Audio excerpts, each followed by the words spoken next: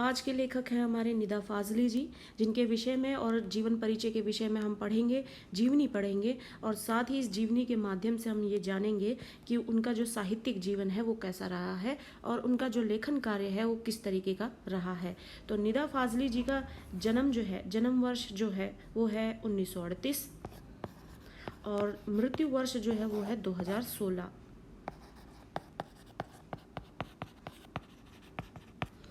12 अक्टूबर 1938 को दिल्ली में जन्मे निदा फाजली का बचपन ग्वालियर में बीता। 12 अक्टूबर 1938 को इनका जन्म हुआ है दिल्ली में, लेकिन इनका बचपन जो है वो कहाँ बीता है? ग्वालियर में। निदा फाजली उर्दू की साठोत्तरी पीढ़ी के महत्वपूर्ण कवि माने जाते हैं। साठोत्तरी पीढ़ी है जहाँ पर एक आप कह सकते हैं कि साहित्यिक जीवन का भी एक युग चलता है, एक टाइम पीरियड होता है जहाँ पर वो अपने आप को अपडेट करते रहते हैं। तो निदा फाजली जो है वो उर्दू की साठोत्तरी पीढ़ी के जो है वो महत्वपूर्ण कवि माने जाते हैं। आम बोलचाल की भाषा में और सरलता से किसी के भी दिलो दिमाग में वो घर कर सकते हैं। ऐसी कविता करने में इन्हें महारत हासिल है, यानी ऐसी कविता करने की इनमें गुण है कि वो अपनी कविता की बोलचाल की भाषा में और सरलता के माध्यम से किसी के भी दिल और दिमाग पर घर कर सकते हैं। इतना अपना प्रभाव वो छोड़ते हैं, अमिट प्रभाव छोड़ते हैं।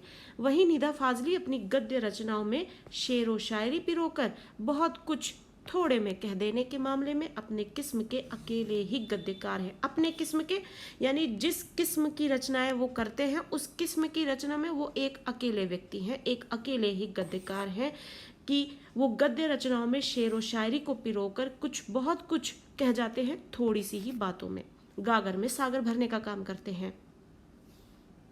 निदा फाजली की लफ्जों का पुल नामक कविता, लफ्जों का पुल, ये इनकी रचना है। ये कविता की पहली पुस्तक आई उनकी। शायरी की किताब खोया हुआ सा कुछ के लिए 1999 के साहित्य अकादमी पुरस्कार से इन्हें सम्मानित। निदा फाजली की आत्मकथा का पहला भाग दीवारों के बीच और दूसरा दीवारों के पार, यानी इनकी आत्मकथा का पहला भाग है दीवारों के बीच और दूसरा है दीवारों के पार। ये आत्मकथा है इनकी, अपने जीवन की कथा इन्होंने इसमें लिख रखी है और 2 भागों में है, जिसका नाम है दीवारों के बीच और दीवारों के पार शीर्षक से प्रकाशित हो चुका है। फिल्म उद्योग से संबद्ध रहे निदा फाजली का निधन 8 फरवरी 2016 को हुआ। इनका जन्म तो हम समझ ही चुके हैं, पढ़ ही चुके हैं कि इनका जन्म जो है दिल्ली में हुआ, लेकिन बचपन ग्वालियर में बीता है और किस तरीके के एक ये महान कवि रहे हैं और अपने में अकेले ऐसे ये कवि और गद्यकार रह चुके हैं। इन्होंने इनकी जो आत्मकथा है उनका नाम भी हमने देखा और इनको साहित्य अकादमी पुरस्कार भी मिला है। ये फिल्म उद्योग से संबद्ध रहे, फिल्म उद्योग से भी संबद्ध रहे, यानी लेखन कार्य करते रहे हैं तो फिल्म उद्योग से भी इन्होंने अपने आप को जोड़े रखा, उसके लिए भी लेखन कार्य करते रहे। और निदा फाजली का जन्म जो है, फिर निधन जो है वो 8 फरवरी 2016 को होता है। यहाँ तमाशा मेरे आगे किताब में संकलित एक अंश प्रस्तुत है। यहाँ तमाशा मेरे आगे किताब में एक अंश प्रस्तुत है।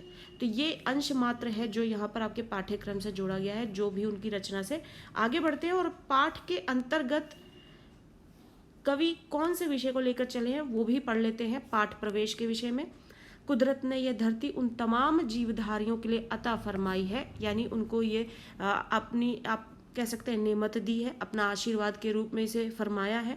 तो कुदरत की बात हो रही है, लेखक जो है वो कुदरत की बात कर रहे हैं, प्रकृति की बात कर रहे हैं कि कुदरत ने ये धरती जो है उन तमाम जीवधारियों के लिए अता फरमाई थी जिन्हें खुद उसी ने जन्म दिया था। लेकिन हुआ क्या कि आदमी नाम के कुदरत के सबसे अजीम करिश्मे ने धीरे धीरे पूरी धरती को ही अपनी जागीर बना लिया और अन्य तमाम जीवधारियों को दरबदर कर दिया। कहने का अर्थ है कि अब इसको आप एक उदाहरण से समझ सकते हैं कि लोगों ने अपनी सहूलियत के लिए जंगलों को साफ कर दिया, पेड़ों को काट दिया और हमारे जिस तरीके से धरती पर ईश्वर ने मनुष्य को जन्म दिया है वैसे ही और अन्य प्राणियों को भी जन्म दिया है, जो कि जैसे कि हम अपने आसपास पक्षी जानवर जो देखते हैं, उनका घर क्या है, जंगल है, और हम उन्हीं को उजाड़ते जा रहे हैं और उनको दरबदर कर दिया। नतीजा ये हुआ कि अन्य जीवधारियों की या तो नस्लें खत्म होती गई या उन्हें अपना ठौर ठिकाना छोड़कर कहीं और जाना पड़ा। ठौर ठिकाना जहाँ उनके रहने का स्थान है, तो उनको छोड़कर कहीं दूसरी जगह जाना पड़ा। अब आप देख सकते हैं कि भारत में सर्दियों के मौसम में बाहरी विदेशी पक्षी जो है उड़कर यहाँ आते हैं। इतनी वैरायटीज़ यहाँ पर नहीं है क्योंकि मौसम उस अनुसार रह नहीं गया है। तो इस वजह से जो पक्षी हैं, जानवर हैं, वो या तो विलुप्त हो गए हैं और या फिर वो उन्होंने जगह ही छोड़ दी है। आज भी वे एक आशियाने की तलाश में मारे मारे फिर रहे हैं। इतना भर हुआ रहता होता तब भी गनीमत होती, लेकिन आदमी नाम के इस जीव की सब कुछ समेट लेने की भूख यहीं पूरी होती ही नहीं है। अब वह अन्य प्राणियों को भी नहीं, खुद अपनी जात को भी बेदखल करने से जरा भी परहेज नहीं करता। यानी कि मनुष्य जाति ऐसी जाति है, ऐसा जीव है जो अपने शौक को पूरा करने के लिए, अपनी ज़रूरतों को पूरा करने के लिए जानवरों को तो उसने दरबदर कर दिया, जंगलों को साफ करके, पेड़ों को काट के, लेकिन अब वो अपने ही समान जो अन्य जीवधारी है यानी मनुष्य को ही बेकार करने में तुला हुआ है। अब वह अन्य प्राणियों को ही नहीं बल्कि खुद अपनी ही जात को बेदखल करने से जरा भी परहेज नहीं कर रहा। आलम यह है कि उसे ना तो किसी के सुख दुख की चिंता रह गई है और ना किसी को सहारा देने की और सहयोग देने की मंशा ही रह गई। आज के वक्त में आप देखते हैं कोई भी व्यक्ति किसी की मदद नहीं करना चाहता है। चलते राह पर अगर किसी के साथ कोई दुर्घटना हो जाती है तो लोग चलते चले जाते हैं, अपनी राह पकड़ते आगे बढ़ते चले जाते हैं, लेकिन कोई उसकी मदद के लिए नहीं सामने खड़ा होता। यकीन ना होता हो तो इस पाठ को पढ़ जाइए और साथ ही याद कीजिएगा अपने आसपास के लोगों को। बहुत संभव है इसे पढ़ते हुए ऐसे बहुत लोग याद आएंगे जो कभी ना कभी किसी न किसी के प्रति वैसा ही बर्ताव करते रहे हों। दावा करते हैं लेखक इस बात का कि इस पाठ को पढ़ के, यानी उनकी रचनाओं से ये एक अंश लेकर जो आपके सामने पेश किया जा रहा है, जब आप इसे पढ़ेंगे तो ये उनका दावा है कि आपको अपने जीवन में भी ऐसे ही कुछ लोगों की याद आएगी जो इस तरीके का कुछ काम करते हुए नजर आए होंगे और आप जरूर उस चीज़ को इससे जुड़ता हुआ महसूस कर पाएंगे। तो इसी तरीके से इस पाठ की अब जो लाइन टू लाइन एक्सप्लेनेशन है नेक्स्ट सेशन में हम पढ़ेंगे और नेक्स्ट वीडियो में पढ़ेंगे।